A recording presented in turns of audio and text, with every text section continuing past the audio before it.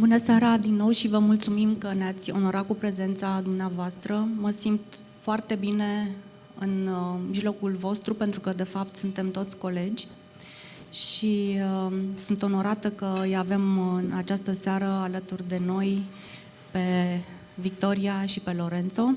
Now I will switch to English. Thank you very much for joining. There is a very special night for us, and we try to look forward to the future in a completely different way than we thought before. And I'm talking about Romania being in a very special place in its history. We had very troubled 2 years and a lot of elections. The governance was challenged in all the possible ways, and we still think there are some other ways to be even more challenged. Politicians and civil society and the economic environment, all of them are troubled and try to find a way to see how we can move into the future. And somehow, somewhat, a solution appeared. It looked to us it's very visionary, and we start discussing about having a type of way of doing things in completely different, with a different, completely different mindset. And then we came across a very interesting concept, and I'm looking forward that you will describe that. And I'm really counting on you, Victoria, and on you, Lorenzo, to talk about that, explain, and see whether this is how the future should look like. I will just briefly say a few words regarding the not only the complexity but about the concept. We're talking about how responsible governance can be the social contract. We are going to talk about a well-being economy and also about what does it mean to set standards for governance. And before anything else, I would introduce you, Victoria, because I know you have some information for us in a more structured way, a presentation. So I would be very happy if you can start and let us know a little bit around your presentation. Yes, certainly. Thank you very much for having me, and it was wonderful to hear about Andrew, and I'm very sorry that I didn't meet such a beautiful human being. So, you've introduced this perfectly. What I'm going to summarize on behalf of both of us now is a holistic leadership vision, which is so critical at this moment in time. To have the courage and the confidence to lead means to lead to a future that doesn't yet exist.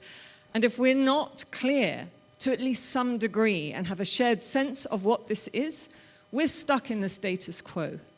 And it is this status quo that is the problem. So what we're here to do is hopefully enable, at least, if nothing else, the starting of the questions around, could we redesign what we have designed to serve us much better? So I'm clicking. Okay.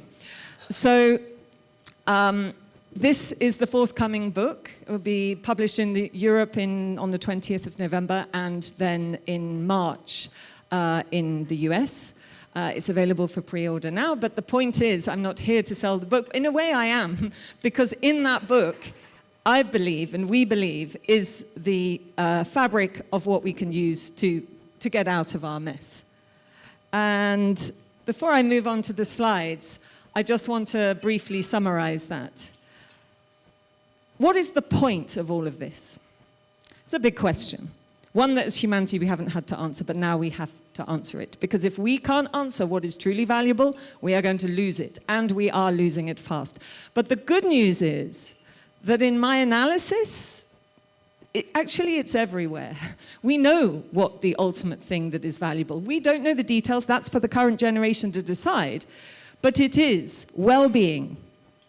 In other words, a good life, flourishing. Yes, we have to debate what that is. It is not just for some people, but it is for everyone. Any shared ethic always would be. And it's not just for now and us and our lifetimes, but it is a legacy for the future generations. Long-term well-being for all. This is the goal of an economy. Economics 101 in any economics book, that's what it is. It is the mandate of government, and you can see that in the Public Sector International Standards Accounting Guidance, for example. It is also, if you ask enough, but why is this useful, good, valuable, you will ultimately end up there. Now, if we know that the goal is long-term well-being for all, the question is, well, how do we deliver this? We only deliver this through decisions and the quality of those decisions. When we come together in organizations, we come together to make decisions as one entity because we think we can do that better than doing it on our own. Routine decisions in organizations are therefore some of the most powerful decisions. And whether or not we are on course for a sustainable future, because by the way, I forgot to say, long-term well-being for all is also the definition of sustainability, most critically. So the economy should be delivering sustainability via government because that is the mandate of all of them. And so whether or not we deliver that depends on our routine decisions. And what is it that is most powerful in routine decisions? Well, it's governance. Governance is what structures routine decision-making in any system, including our own as an organism, any organisation. We don't get to choose if a system's governed, it's just how. It impacts routine decisions, what results, and culture. It is the biggest driver of culture.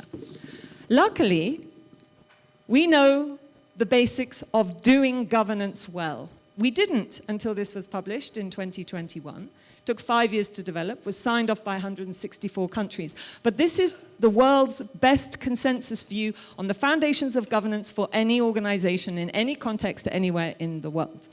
And what it said, which is really critical, is that the definition of governance is three things: direction, oversight of that direction, and accountability for that direction. So what oversight and accountability rest on is direction. What's the point of what we're trying to do in the first place? And this gets us into the heart of the decision-making on whether or not that's actually doing what it's supposed to do or not. Because decision-making and direction are two things. It's for every decision we make, but for the biggest organization, why it exists. Firstly, what are you trying to achieve? What is the maximizing goal? But any goal and any decision will be achieved within parameters. So then the next question is, within what constraints? Ones that we're forced to operate in and ones that we decide.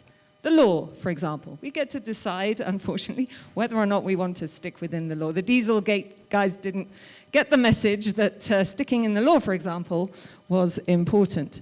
And why that matters is because that is what guides decisions. And strategy is just merely, how am I going to optimize my goal within my parameters, given the dynamic reality I'm in? And this gives us, and this is a very shortcut overview, so I am not going to take much longer, but I am going to present this triangle in 3 stages, because it is the simplest way to boil down why we are in the massive, most largest governance failure that's ever happened, and why governance is the solution. So, if our ultimate goal is long-term well-being, and we know that this rests on the foundation of our natural and social systems, unfortunately, we have created, through a set of assumptions from the neoclassical, neoliberal way of thinking that was put in place 80 to 100 years ago, that the maximizing goal is financial capital, and that the most important parameter that we should take care of are the stocks and flows of financial capital to achieve that goal. If you think about auditing what we're supposed to do, it's down there. And the goal is to make as much money as possible. Now, we do that because we think that by doing that, the market will just automatically pop out well-being. But what this means is that the strategy is contained by short-term self-interest. If it works, great. If it's not going to maximize short-term financial self-interest, it doesn't happen. So what is rational in our world is what sits in this box. That means that the ultimate innovation goal is out of sight, deliberately out of sight. And the foundations that sit under the financial capital and our collective long-term well-being for all are not counted, are not costed. If you take a system like that, supercharge it for 80 to 100 years, how do we not end up in an unsustainable world? Not possible. If we want to lead for a future of any kind of quality, we have to break this box. But first of all, we have to give it a name. We call this logic 1 in our box. The best we have in terms of a resolution, and you'll all know, I'm sure, about the ESG agenda, is do no harm. In other words, take the resources, make as much money for yourself and keep your business alive. That's the main goal. Just don't harm the resources. Now, that was never an innovation agenda. It is certainly not an innovation agenda when we have the mother of all innovation problems sitting at our doorstep. And so we need to be able to unleash strategy and the business case to bring humanity fully into the picture. And this is where purpose comes in. Because by overstepping and leaping over those bad assumptions about how the market economy should work, we can create an economy that is designed to deliver and innovate for the goal that it's supposed to, with money as a critical means to the end, but never treated as the end in itself. Money can never be an end in itself, it's symbolic. And looking after what we depend on. So, in a final sum up, we have ISO 37000 on governance of organizations.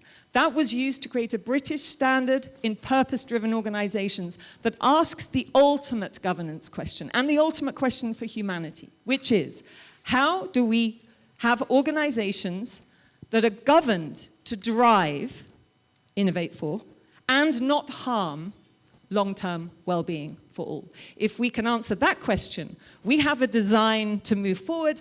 And that is what's being built at the moment. ISO 37011 is now the international standard in progress. I know 37000 was translated into Romanian and adopted. This should be published at the end of next year, and I really hope that you become part of that. I'm project leader for this, and we have someone heading up the part of the Italian Mirror Committee here. So if you'd like to know more, let us know. And that is my opening frame that hopefully will give us the opportunity to go deep into the discussion, because I sense that we have here a really leading group of board members and leaders. Thank you, Victoria. So, I will wrap up after each of you. You're really very prompt. I mean, to the dot. Never happened. To the dot. So let me just quickly draw some conclusions here. We have discussed the key elements and language of governance for the well-being economy, practically, to achieve a paradigm shift. We established the framework. We defined the governance. We emphasize that oversight and accountability are useless concepts without understanding the direction and the long-term vision. And we highlighted the current economic system is inefficient and ineffective. I like the combination of these two. That governance provides the frame to redesign the system. Yeah, this is what we want, to redesign it. Now, towards which direction we redesign it? And then, Lorenzo, you come into play. Please. Thank you. Good evening, everyone. I'd like to start by saying that I had the pleasure of meeting Andrew, and when I was here in May. It was a brief encounter, but a very beautiful one and meaningful one. And I have to say that what I'm left with is a man who was an intellectual giant and a true gentleman. And I think this is a very difficult combo to find in the academic world. So I'd like to pay a tribute to that kind of approach and what he represented. Now, let me give you a metaphor from one of my greatest passions, sailing. One of the first things, actually the first thing you learn when you want to become a sailor is to draw a route, right? They teach you how to use cartography, for instance, to go from A to B.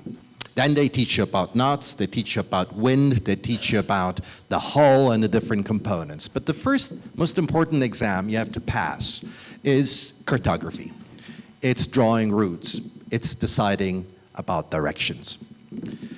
Now, funny enough, most people around the world, most leaders around the world, whether it's in politics or in business, don't really know where they're going.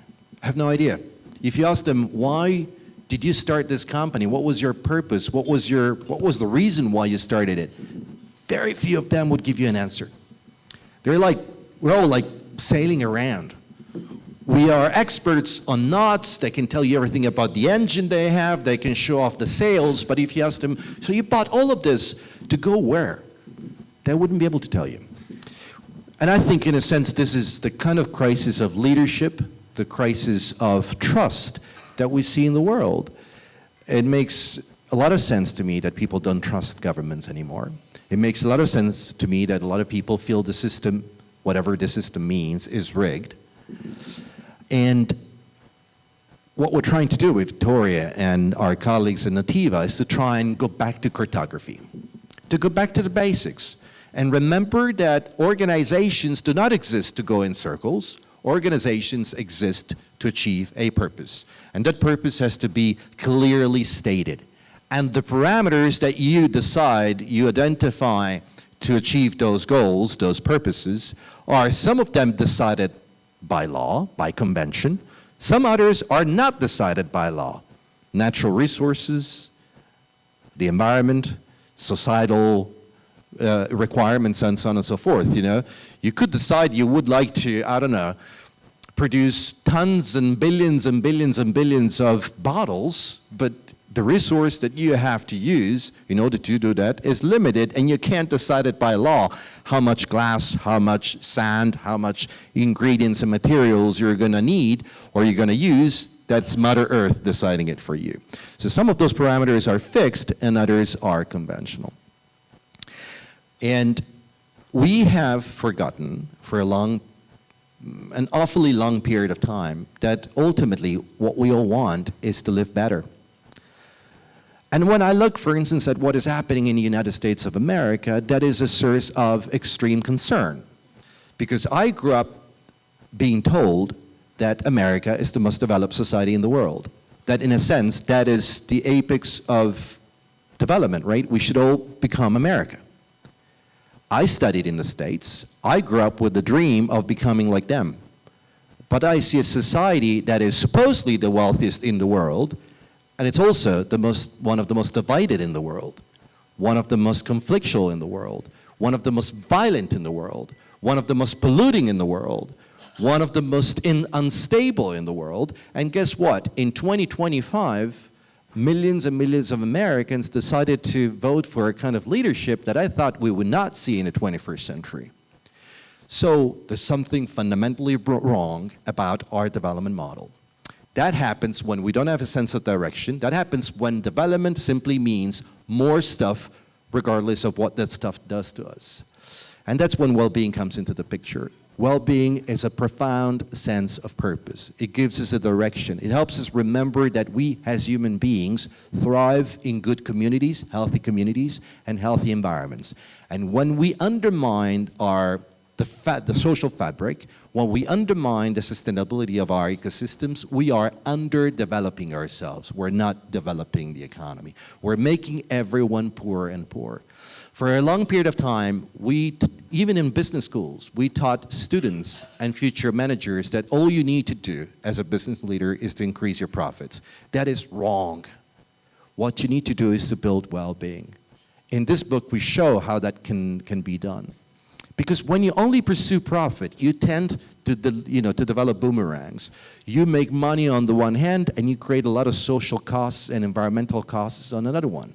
And you think you're making your community richer, but actually you're making your community on many different levels poorer.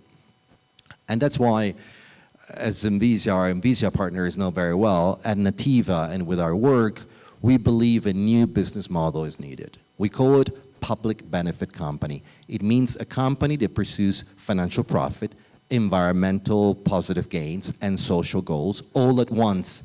Not through corporate social responsibility, which basically means doing something good one day before Christmas so you feel better.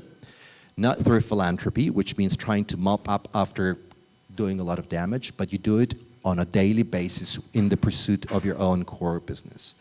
And that is the kind of model of market economy that we'd like to see evolving in the future, and I fundamentally believe that's the kind of market economy which is going to be mainstream within the next decade or so if we get this leadership job right. Thanks. Thank you, Lorenzo. You are incredible sharp, both of you. You are right on the dot. I'm looking at the timing. I can't believe you're so precise. Thank you very much. I will also try to summarize your introduction, because obviously what we do now, it's, put a little bit of the basis of the concept that we are talking about, of the framework, the infrastructure, and then we are going to have a Q&A, not only between us, but also with our colleagues in the room. So trying to summarize, I'm looking at the fact that you practically said it's our leadership, it's about them. And we have here in the room people that are on the ultimate level of leadership, board directors. We should change something there in our mindset, also in our paradigm. And you very well introduced the idea of the well-being economy and of the benefit corporation, which is quite complicated in a sense, because when you look at the Romanian economic environment, we are not that wealthy. We are far away from the Western economies and Western countries where obviously the capitalism brought its benefits and the free market brought its benefits, and we have a different type of society. Or at least it looks like a more wealthier than us. Nevertheless, Romania has a lot of things to learn and to watch out in the same time, looking at the Western cultures and Western economies, on one hand. Second, you focused on collective envisioning, which is pretty difficult idea to conceive when it comes to the leadership. Again, board directors actually function as a collective. It should look at that one when they at least think about the strategy, the long-term strategy.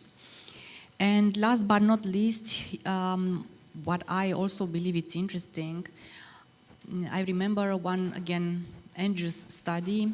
I'm not sure I quite can grasp the exact figure, but over 70% of the board directors are not aware of the competitive advantage of their company. So quite a big number. I think Nada can correct me. Thank you. I'm also curious to find out later in our conversation if this system, governance system that you are proposing and we are talking about tonight, will help Romania build a competitive advantage in the future. So that's for me a question, and maybe for you to think about and debate. So last but not least, as an introduction, we have the keynote speech of our Minister of Education. So I will ask kindly my colleagues to put it on. Thank you. Hello everyone. Thank you for inviting me to this special event. I'm very sorry that I cannot be there physically, but as you can imagine, as minister, sometimes I have difficulties to control my schedule. However, I appreciate that I have the opportunity to send you a few ideas. And I will start with the first one, namely the idea that today we face huge changes in what we call fundamental paradigms of our societies. We see changes at the institutional level, we see changes at the country level, we see changes at the international level. So what is very important in this time of changes is to be sure that we can assure very pragmatic and very useful leadership. So the topic of your conference is a fundamental one. The second idea is related to my training as a psychologist, and I know, for example, psychologically speaking, that there are two core components in what we call leadership. The first one is related to competence, and the second one is related to what we call empathy or caring. And if we imagine to combine those two components, for sure we can generate, for example, inspirational leadership. But I'm pretty sure that you will have other very interesting and pragmatic ideas from your meeting, from your conference. And if you think that some of these conclusions could be useful for me as minister, so that I could implement them in research or I could implement them in the educational context, make sure that I have access to them. To make a long story short, again, thank you very much for inviting me. Have a nice and productive meeting, and also enjoy the fall in Bucharest. We thank Minister Daniel David. So we have now three perspectives: structure, leadership, local flavor. I would also introduce, again, one of the thoughts I got from Andrew a long time ago, immediately after pandemics, when he said, you are going to see a big shift globally in terms of social values. It's going to be not a social revolution, but for sure a crisis of social values for all the people. We are going to start thinking differently. We are going to have different priorities. It's already happening. Probably the pandemics already enticed that to some perspective. But I think this is also an opportunity. Like any crisis, if you grasp it the right way, it turns out to be a positive opportunity. One question for both of you, but I will start with Victoria. Given this shift, the paradigm shift that we are looking for, what would be the very first practical step that a board leadership, a board director, should take in order to start steering the boat, the big boat, towards, let's put it this way, a better society, a more prosperous community, a better living in the end for the humanity? I know it sounds very idealistic, but no, let's make it practical now. Yeah, and practically speaking, we have to be idealistic, because if we're not getting out of this mess. We have our toes over the cliff edge as humanity. If we look at the science for 10 minutes, and now we have AI that can do it for us, right? We have to face that, not walk away from it and then face it. And so maybe even that might be the very first practical thing. Get our AI to summarize the actual state of the world as a result of the 80 to 100 years of this system. Then we can start to ask ourselves as boards, are we part of the problem or part of the solution? Are we making decisions that are driving, with the resources that we have the chance to have access to, are we driving long-term well-being for all? And are we sure that we're not harming it in the process? Now, I can guarantee for everyone it will be yes and yes, because we are. We have set up whole global systems of supply chains to asset strip what ultimately matters to us. So the first question is, be realistic and diagnose and understand where you are, what your governance system, more precisely, what your governance system makes routinely happen in terms of long-term well-being for all. And then ask yourself genuinely, as individual members and then as the unitary, collective decision-making body that you are, what is it genuinely that is your ambition? And stare it in the face. And the book and the ISO are there to help you to stare that in the face. And the very, very first step in that is to have a conversation about the worldviews in that board. So I have a tool, for example, it's also in the British Standard in Purpose. It'll probably end up in somewhere in the ISO that helps you to diagnose in logic 1, 2, and 3 what worldviews you hold. Because these worldviews we've been born into. There isn't one leader, no matter how old in the world, that has not been baptized and doused in these set of assumptions. So rising them to the surface and asking, what do we truly assume? And how aligned are we as a board on those assumptions will be the very, very first practical step, I would say. Thank you. You remind me of the success formula of Andrews, where alignment is the major factor in really having success. And talking about the alignment, now I move on to you. We are looking at the culture. I'm talking now the local flavor. Of course, Minister David didn't actually mention that. It's not very politically correct, but I will dare to say it. We are living in a Romanian culture, the entrepreneurial culture, which says, I pay, I decide, which means governance is out the window. And in this type of culture, having in mind the idea of benefit corporation and a better purpose which serves, for us to be better in the long run, how do you recommend, what do you recommend and how should we do it when we think that we are board directors, we are the ones responsible for the long-term strategy, and yet we are in a board where the entrepreneur says, I pay, I decide. So again, governance is out the door. out the window. How should we do that? Look, let me take it from a personal perspective. I think entrepreneurs are very creative people. I have an amazing amount of sympathy for them. I mean, not everyone has the guts to get into the battlefield and risk your own money and try to come up with something that can actually build wealth and long-lasting impact. But that doesn't make them the perfect leaders. Some of them are even self-destructive in many different cases. They have the right mentality to be competitive, but many of them actually ultimately endanger themselves. That's why they have a board. That's why the governance mechanism we have created gives a company a board so that the one single man at the helm cannot destroy himself. So the board is like your critical friends. And if I were a board member of a company, I would ask my leader, what kind of legacy do you want to leave? That's a question we seldom ask ourselves. Ultimately, the only thing that matters is legacy. It's embedded in our DNA. We want to leave a trace of what we did on this planet for the very short period of time we were given a chance to live on it. So I would say, what kind of legacy do you want to live? What kind of company do you want to lead? What kind of example you want to leave to those working with you? And usually when we ask the legacy question, you go from a kind of strategic maximization approach, all of a sudden to a much more empathic discussion that opens up a lot of opportunities. And people that start engaging with the legacy questions change.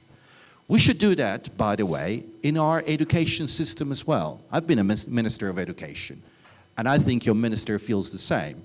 We have a fundamental disconnect between the values we say we cherish, empathy, collaboration, working together. We cry when we watch a movie in which we say these guys, the kids working together, but our schools are not teaching that to our children.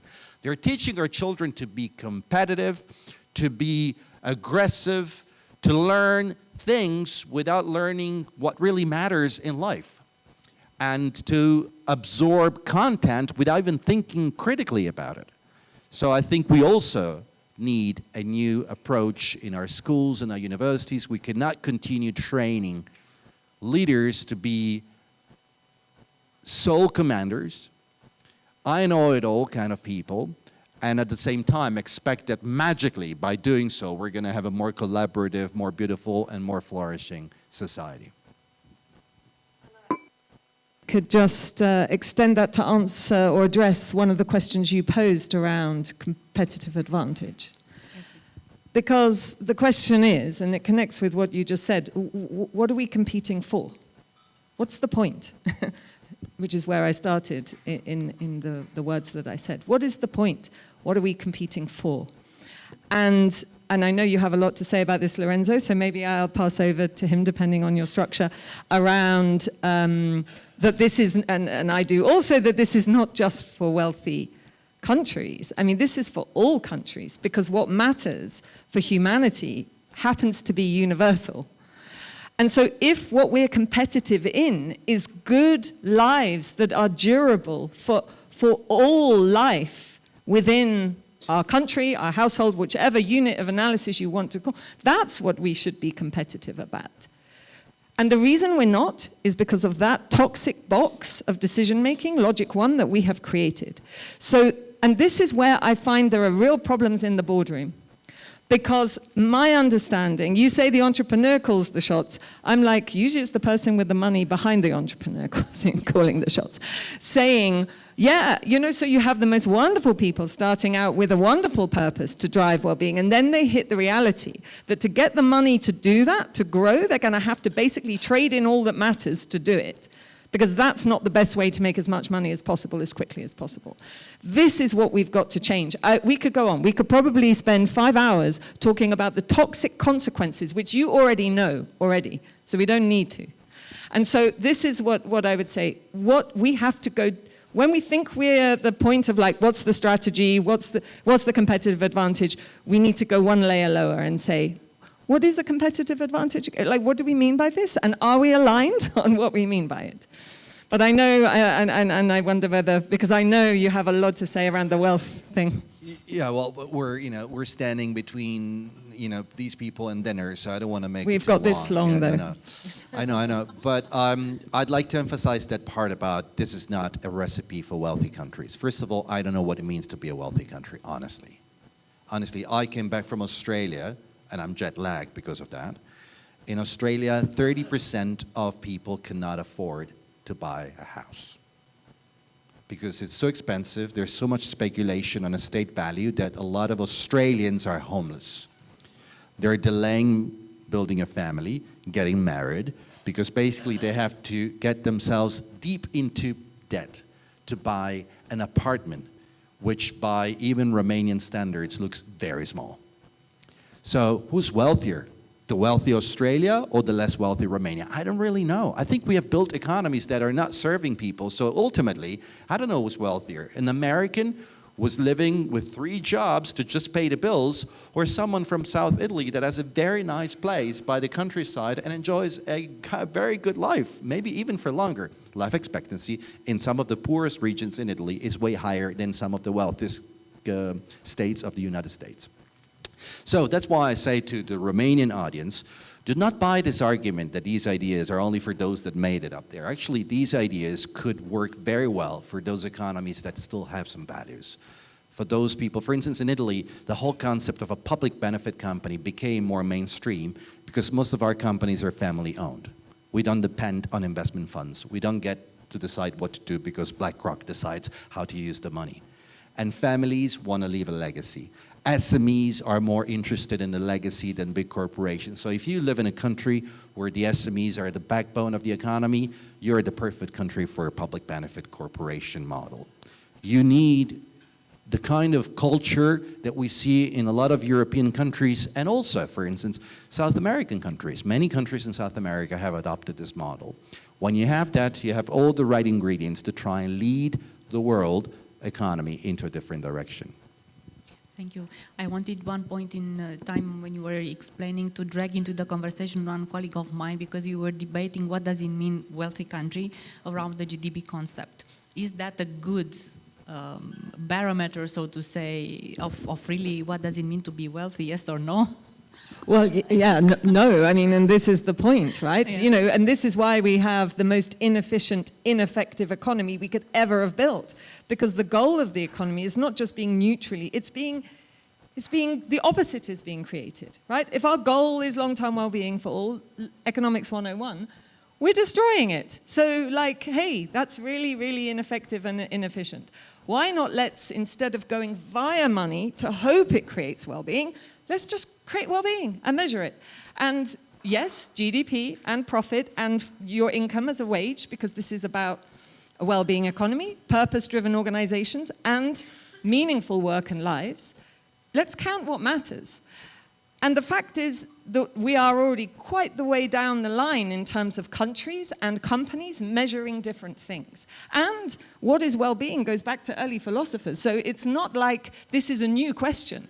It's just a question that we've put off the table. Rather than it being in our debates and our discussions and our education, it's something that now we don't have to talk about something, difficult like what we really care about, because the economy will tell us what that is, because it's a sum of what people are buying.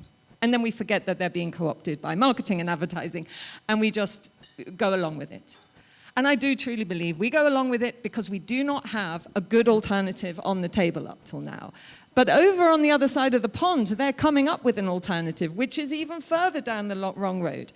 So yeah, let's get on board with a new agenda quickly. Now, going back to the governance, for many of us, this means solely compliance. So ticking the boxes, a lot of bureaucracy, hundreds of pages of reports, financial or non-financial. So governance sucks in a way. Now, is the new proposal, new concept that we've started to talk about, bringing to the table better or worse bureaucracy? Is this an improvement or not? Well, I think that we're going to see in the future, we're going to see more and more regulations happening. Think about COVID. Remember those 2 years? geez, regulations were everywhere. They would tell you where to go, who to meet, for how long, whether you could take the car or not, whether to wear a mask, where to wear a mask, how to wear a mask, and so on and so forth. How many times you will need to get a vaccine, and so on and so forth. We're going to see more of that world going forward. We're going to see more. I was in government back then, and I'm telling you, governments can be very draconian when they decide, and they can decide overnight. Remember, probably Victoria comes from the UK, like Nada, they would remember in Britain, you know, the government wanted to be less fair, and then all of a sudden, overnight, they realized that COVID was a serious problem, and they changed immediately. And they violated human rights. They imposed draconian restrictions that we hadn't seen in ages. More of this will happen. We're going to have more and more restrictions, more and more regulations, internationally, nationally, locally, when climate change becomes a daily issue, when pollution will reach levels that are no longer tolerable, and so on and so forth. How do we avoid that? We preempt it. We preempt it. We try and build an economy that fixes things rather than breaking them, so that the state doesn't need to regulate it anymore that much. If a company operates according to a public benefit set of governance principles, almost doesn't need to be regulated because it's self-regulating already. It's adopting a system of transparency. You mean it's in the bylaws? It's in the bylaws. It's in the bylaws, but I mean, like, honestly, a company that behaves something like, let me give you a very simple principle. I've got 2 children. One is complicated, and I need to impose restrictions. I need to tell him what to do, when to do it, and how to do it. The other one is very disciplined. I don't need to tell him what to do, how to do it, and when to do it, because he does it. So it's the same applies to social organizations. If you have a messy country with a messy economy that produces a lot of waste, produces a lot of damage, produces a lot of problems, you need to regulate it heavily. If you have companies and organizations that behave well, do things preemptively, you don't need to do that much regulation anymore. And that's where we need to get. We need to preempt governments, because governments are not good at identifying the best regulations that you need. And we want to avoid a COVID 2.0 situation, which is not just for 2 years, maybe for decades and decades. Yeah, great. Yeah, totally agree. I'd add just a technical clarification, because you're probably wondering what the relationship between Public Benefit Corporation and ISO 3711 is. Well, Public Benefit Corporation gives the legal basis, but as we've seen with OpenAI this week, you have flexibility in how this is done, because it's sort of a hybrid between different things. Tell them, they may not know what Yeah. OpenAI is done. Yeah, so OpenAI has become has kept its non-profit, and it has turned its where there were capped returns for investors into a public benefit corporation. But understanding that there is too much flexibility in the law currently in public benefit corporation, because you could do it, that essentially, because it's hybrid, it's taking shareholder primacy and it's adding a purpose in. And so it gives you the opportunity to become purpose-driven. And ISO 3711 gives you the governance substance to do that in the way that works. Now, what OpenAI is doing, recognizing this, is cobbling a thing on top, which its original not-for-profit, that owns the mission and forces that public benefit corporation to essentially act in line with the non-profit. So it is like, hang on a minute, guys, we are trying to make purpose-driven organizations and the governance system in ISO 3711 a reality. We just don't have the language for it. We're just making it up, right? And AI is not more critical than all these other issues as well. It's ultra critical, but it's just showing us what's already on the table. In terms of bureaucracy, I would say that ultimately, logic one creates problems. And like you say, when you create problems, you then have to regulate those problems. But because we're inside the box, and we don't realize that we can just change the box and we would solve a lot of these issues, we're just creating more and more red tape and bureaucracy, plugging the holes in a broken system. And that will continue. And it was governments, but let's face it, citizens, overnight with COVID, are like, someone just tell me what to do, this is too complicated. And so we will bow down and let that happen. And that's why, what is the question on the table? It's not left and right. We have to go way beyond left-right thinking and politics. It's market economy, or it's command and control. And if it's market economy, a market economy that's governed as logic 1 or even 2 that is destroying us will never survive. It will force us into command and control.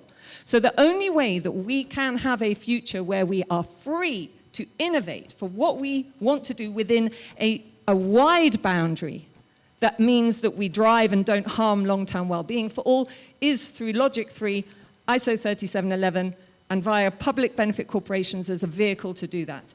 This is our exit door. If we don't take it, it's pretty obvious, I think, where we're going to go. Thank you. I wanted to say something, but I'm really speechless. I knew what you're going to say, but still, it makes us look at it as so simple. The problem is not the simplicity of the framework, the idea that we just input it in our bylaws and everything should go smoothly. The problem is our mindset. Yeah. And our governance system, exactly. And because you talk about mindset, and I'm going back to the board directors, how risky it's for us in such a board, for a company that decides to adjust their bylaws, change into a benefit corporation, act as such, obviously. How risky it's for us if we decide to take different position on when it's coming to the investments? Is it something that, for example, if we say we go for short-term profits instead of long-term, as any benefit corporation will do, how risky is for us? Or the other way around, how risky it's for us when we think about the long-term, but somehow the entrepreneur says no, even if we are, benefit corporation? Let me give you some data from the research we have done in Italy over the past few years. So Italy has over 5,000 public benefit companies. 5,000. Out of which number, if you know?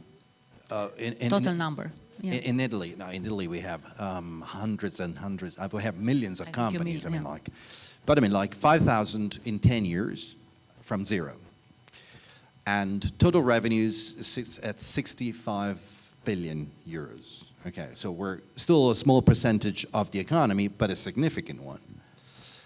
We compared their performance with an equivalent group of non-public benefit companies, conventional corporations. We looked at the same, banks with banks, manufacturer with manufacturer, and so energy with energy, and so on and so forth. We found that consistently public benefit corporations make more money. Public benefit corporations pay their employees better. Not only do they make more money, but actually most of that money goes also into better salaries. By having better salaries, they attract the best talents, which make the job much more productive. In turn, that becomes more competitiveness, better products, better services, and more profit, and so on and so forth. They are more innovative. They make more patents and IP that has an impact at companies that don't do that. This is actually intuitive if you think about it. When you focus on what matters, you get the best out of people. When you squeeze them for profit, you get the worst out of them. We are stuck in a system in which we extract value by squeezing people and squeezing nature, trying to get as much capital, paper money, out of it as possible. When you focus on what really matters, when you do so transparently, you also get better investors. Some of these companies get the investment funds that are in for the long haul, that do not pull the money out when there is a crisis, do not pull the money out when there is a downturn, and so on and so forth. So this is based on data from Italy. And Italy is not that different from many other countries, mostly SMEs, many of them family-owned, and so on and so forth. We also have large corporations. I don't know if you've ever come across a company called Illy Cafe. It's one of the fundamental, it's a benefit corporation in Italy. Some of our largest renewable energy, independent power producers, and so on and so forth, are benefit companies. Some of our financial institutions are benefit companies, and so on and so forth. So again, how risky is that? I don't think it's risky. I think it's the opposite. You should ask yourself how risky it is to continue operating with a system that is not sustainable, that is going to go from one crisis to the next crisis, from one bailout to the next bailout, and it's going to face more and more regulations, whether it's from Europe, whether it's from the national state or at the local level. I think that's very risky to me. I'm going to put a little bit more pressure on you, because when we are in a board, we have, the share liability and the share accountability. However, when we make a decision, if you propose something that it makes all the sense and it's in the principles of a benefit corporation, and still I have to take a different other risky decision, I am legally exposed. Yes, sorry if I'm saying this. And that's why having a national legislation makes a big difference. In Italy, we introduced the national legislation on public benefit companies to make sure that leaders of that company, whether in executive positions or in non-executive positions, wouldn't be liable for taking decisions that were in the interest of benefit and well-being, perhaps in some cases even at the expense of maximizing certain profits. And national legislation can help. In some cases, like in Australia, the national legislation doesn't make you more liable to potential external lawsuits if you take decisions that are in the public interest, even at the expense of profit maximization. I don't know what the situation is in Romania, but I think if the situation is that you'd be more liable, then having a national legislation would help. But again, this has happened so many times in history, and we need to adapt our rules and norms to new ways of leading. Thank you. Yeah, it's obviously moving from where we are now is not easy, but it starts with the courage and the confidence that comes from being clear of the risk of where we are now, as you said, and where it is that we need to go.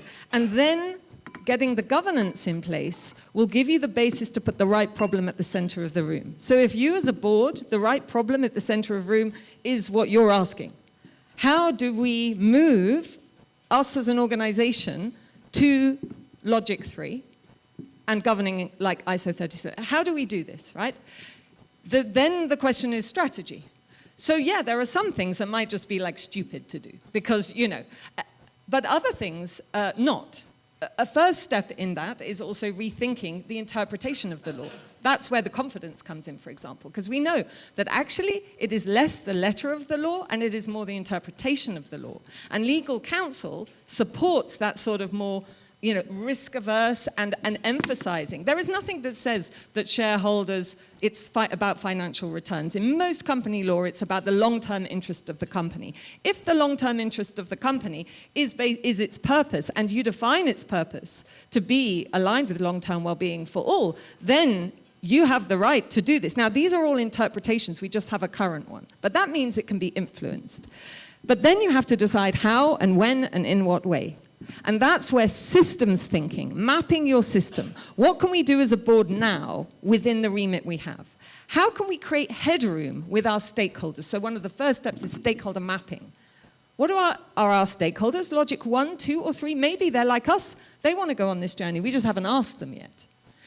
Maybe we should have a conversation. What are their worldviews? So much can change just by having that different mindset and then walking the path. And that will include saying, we can't do anything about this problem because someone over there is blocking it. Could be law, could be something else. So then the question is, so who do we need to collaborate with now to start lobbying for that change?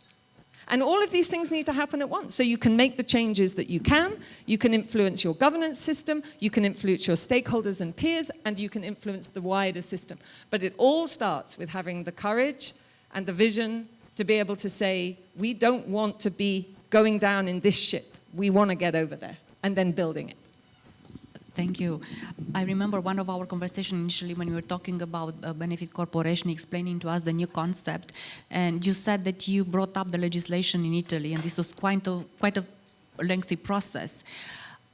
You said then 5 years, 4,000 corporation? More. So. 9 years, 5,000 companies. Of course, you don't know Romania. You know some other countries. So far, I remember also France has already set up the legislation behind, and they are incorporating benefit corporations. How lengthy do you believe the Romanian process could be?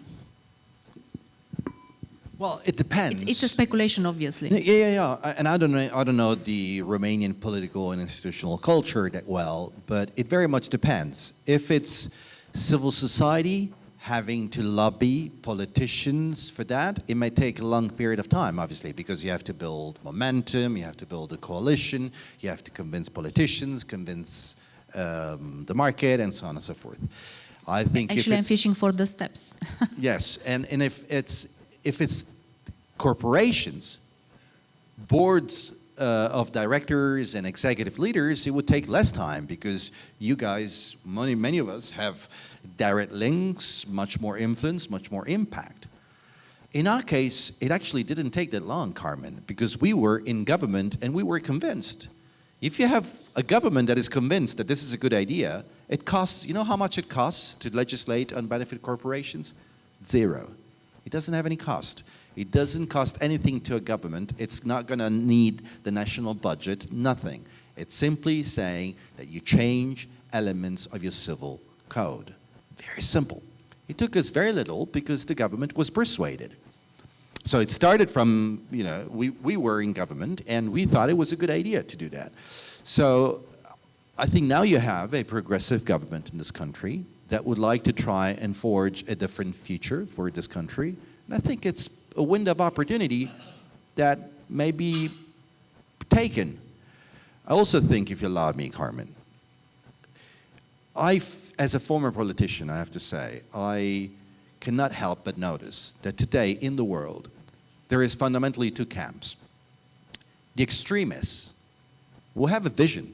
We may not like it, but they have a vision. And the vision is scary.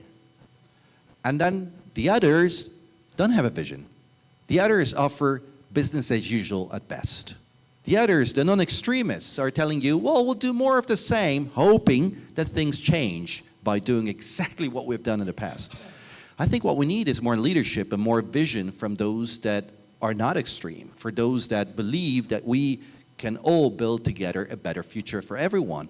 Those that do not find enemies around the corner, those that don't take it on immigrants, those that don't take it on any external threat, but those that want to try and build a more cooperative system, well, they have to exercise leadership.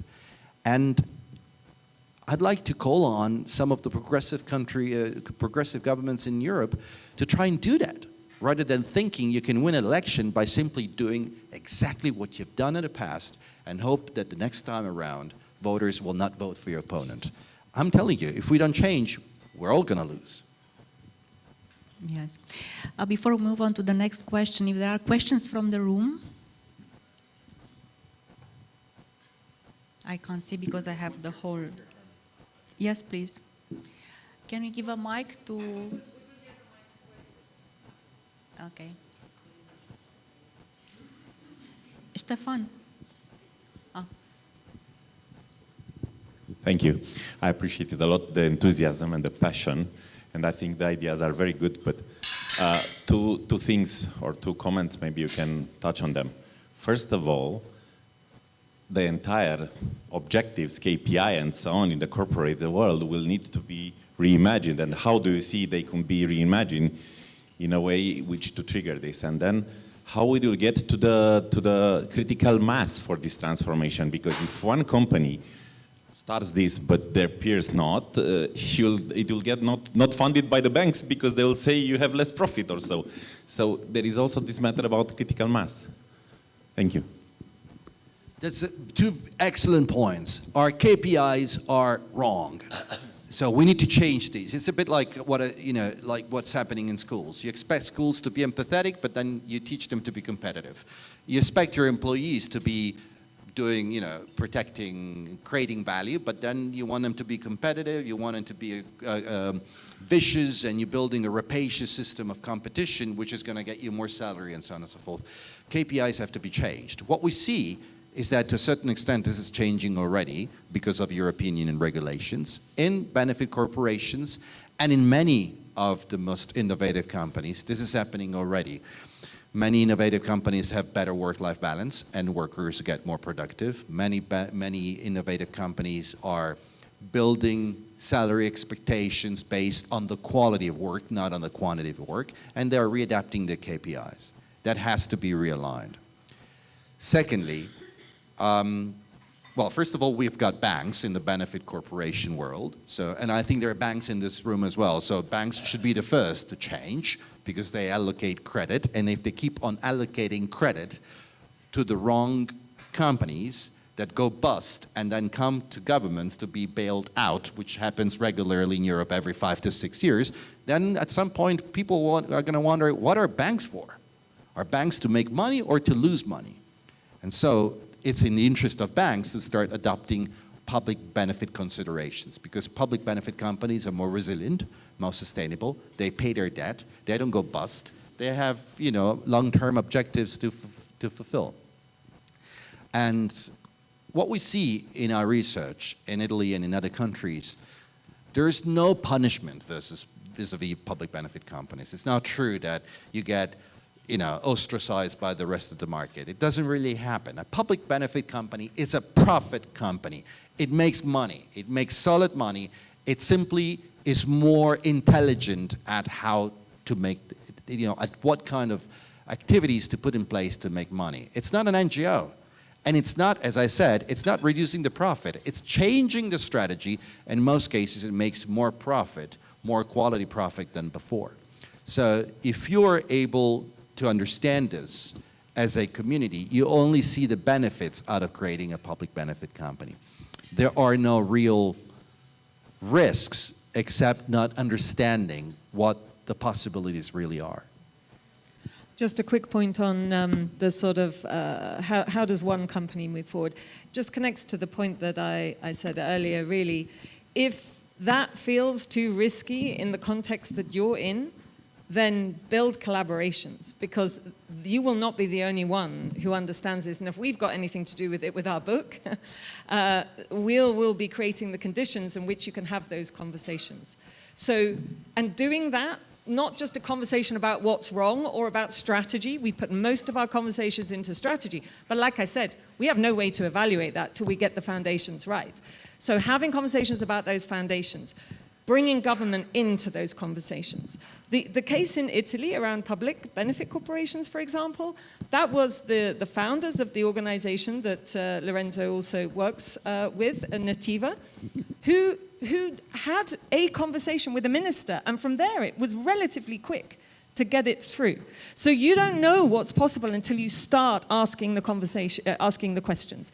And ultimately, this has to be done en masse. One company or even 10. We've got the Danones, the Unilevers, trying, but ultimately, once we have a clear language, and honestly, that is in the book, then we can start to amplify. And the ISO, because it's international, because it covers all organizations like now, everyone. So the first question might be, government, your mandate is purpose. Looking at ISO 3711, can you account to us how you are in fact purpose-driven? Because that starts a whole series of conversations. But it's the same standard. You'll then to say, are we enacting, being, for example, a public benefit corporation, in the right way? At the moment we have B Corp and B Lab who rest on this legislation, and they've been doing a great job to start people on that journey. And we need them for people who are starting from the ground zero. What the standard will do is enable those public benefit corporations that really understand where we need to go there fast. And you will not be alone. This is already, and that's what our book is trying to say, this is already a global movement. Over 70% of OECD countries are measuring well-being metrics as part of their idea of success. Purpose-driven organizations has rocketed to the point that actually it is a more Google term than sustainability. So it is happening. We just need to act like it is. Thank you. Please.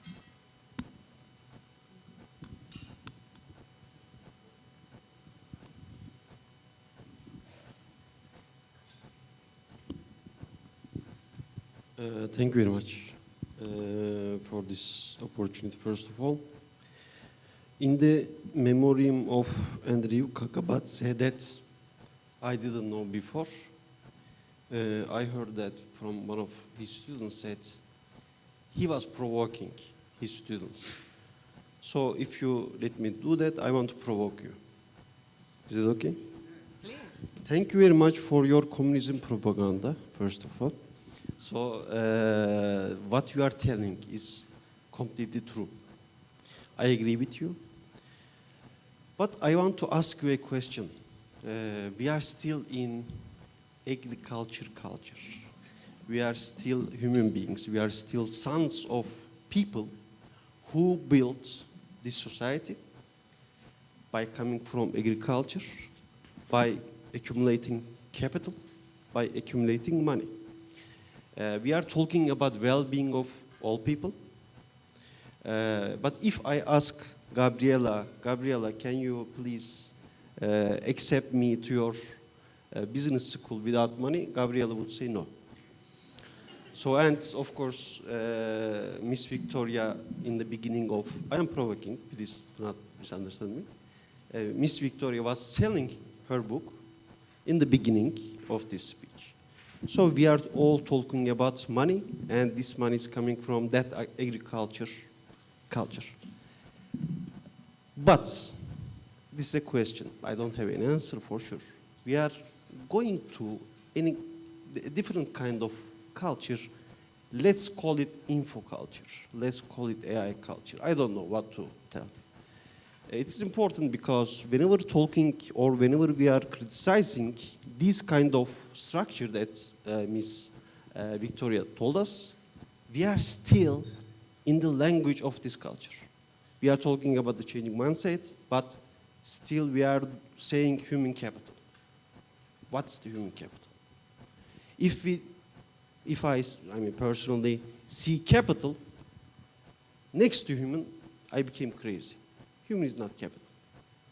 I'm sorry for the bankers, because they are here. I know one of them are my friends. My question again. In this info culture, next generation info culture, all of these, what you told us, may become trash. So what do you think? I'm unclear as to how the information culture changes any of these foundations. At the end of the day, we have resources. It could be information, could be tangible resources. We do stuff with it, and we hope that it makes our lives better. Currently, we're taking our resources, whatever they are. We're not asking what's the best we can do, and we're not asking what the consequence of using these resources in this way is, and we're creating a whole heap of rubbish for ourselves to have to deal with, and we're reducing the quality of our lives. Yes, we need money. It's a brilliant thing. It's a currency. You know, it doesn't have to be money. There are time banks. There are other ways, but it doesn't matter. It's a way of transferring value. The problem is we've forgotten what is actually valuable. I don't think anything changes these facts.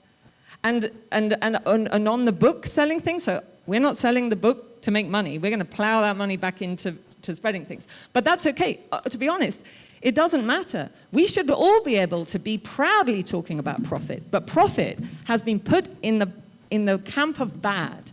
And the reason it's been put in the camp of bad is because it's used in bad ways for bad things. We need to unleash profit to be what it is, a vital, critical means to an end only.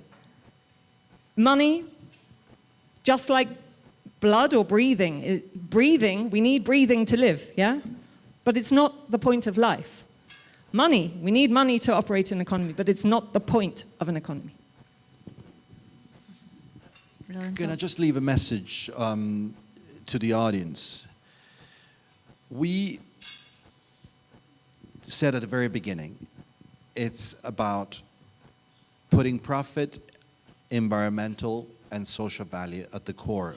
This is not communism at all. It's actually the only way to save the market economy. We said it at the very beginning. If we do not get it right, we're not going to have the market economy in the next decades. It's going to be something else. It's going to be command and control. It's going to be regulations on top of regulations on top of regulations to try and protect environmental disasters, biodiversity loss, climate change, greenhouse gas emissions, and so on and so forth. If we want to actually save the liberal economy, if we want to save the possibility of pursuing profit successfully and sustainably, we need to change. That's exactly the opposite of communism, my friend. Exactly the opposite. We're going to have more of communism if we get COVID 2.0. That was communism. It was like the government telling you how many times you could leave your home. That was communism on crack, you know? And we need to avoid that. We need to try and preempt it. That's what we said from the very beginning. And that's why we invite countries and companies to understand that they stand a chance to really prosper by doing so. It's precisely the opposite of that, of an old-fashioned socialist and communist idea. What we would like to encourage is a reflection on what, as Victoria said, is the ultimate goal of an economy.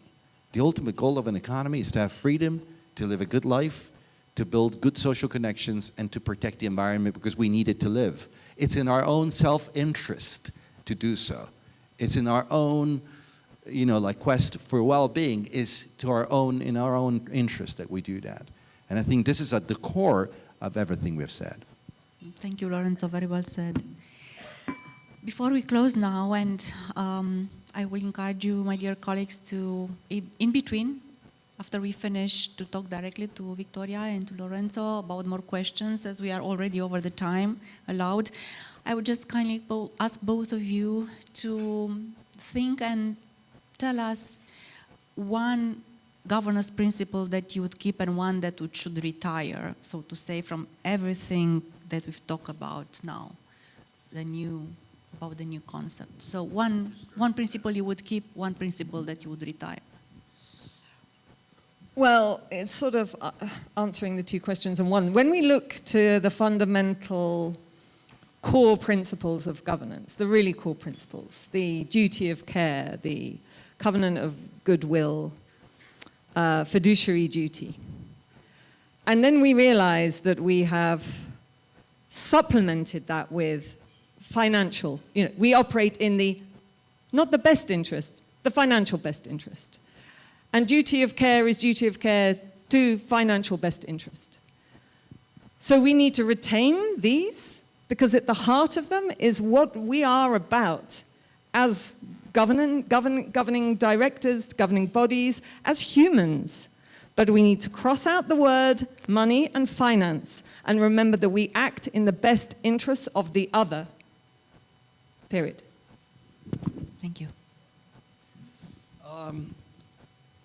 I think I would love to see, as I said, fewer and fewer rules in our governance. We have inflated the concept of governance. Now you have textbooks about governance that become thicker and thicker. Governance is simple, so I'd like to see fewer rules. I would retire the excessive regulations, and I would emphasize the objectives and the purpose of it. So it's more about the direction, the sense of direction, than the unnecessary details. It's more on the what rather than the how. It's more on the purpose and less about purely money. Thank you very much tonight. Thank you, Victoria. Thank you, Lorenzo. For me, even if I knew again what you were going to talk about, it's always a surprise. The passion, the structure, the concepts with such a sharp minded focus on what you are delivering. I'm always impressed. Thank you so much. Thank you for joining us in Romania. I know that you travel a lot, especially now that you have the jet lag, Australian jet lag. I really do look forward to seeing you again. We are trying always to put in front of our colleagues and the community new concepts. Everything that is of a value for us when we are joining boards. So thank you very much, and I invite you to enjoy the dinner tonight and the award ceremony that is starting now. Thank you.